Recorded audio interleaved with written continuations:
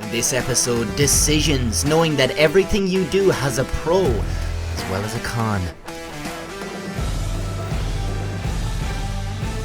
Firstly though, with slow motion, just observe how dangerous this situation is in terms of the vantage point of the silver car driver with that tree. You can easily see how drivers fail to see the motorcyclist. Drivers' head turning in car could be in time and in line with you, the motorcyclist, being behind the tree. So back to the start of this clip.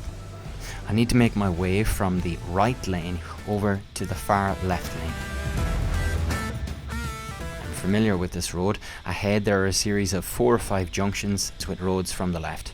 Chances are that one of those 5 junctions will have someone wanting to pull out from the left. In this instance, it's the first junction. Silver car spotted it early, happy with a quick look over the right shoulder, create some space by moving out of the bus lane into the right lane, which will save a few feet if the silver car decides to make a move. But in getting ahead of the black polo, notice my speed has gone up. So breaking it down further, I'm trying to find the balance between mainly 3 points: space, speed and progression. So space is space to maneuver. The black car on the right is alongside and going at about the same speed. We continue on like this and the silver car happens to move out. I will have a maneuver space of only about 2 feet. Second point is speed. With the 2 feet maneuver space staying at the current speed, I either need to decide to drop back and brake, or I need to get ahead of the black car on the right. In this case, I've made a decision to get ahead of the black car on the right. The absolute defensive move may be to slow it right down and get back behind the black car on the right. Other alternative is slow it down and stay within the bus lane. Important there is not to slow it down too quickly, as there is potentially 3 things that could happen if you do. 1. A car behind rear ends you. 2. Silver car thinks they have time to cross. 3.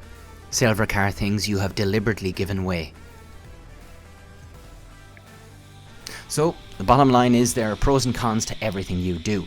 The faster you drive, the more alert you need to be, and the quicker you need to decide what your next actions are.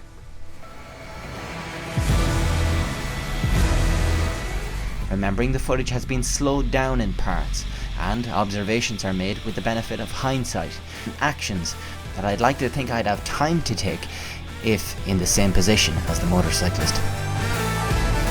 If you have something to add, or if you disagree with any of the observations made, drop it in the comments and they will be read by viewers, and your comments will be taken on board to improve future videos in this series.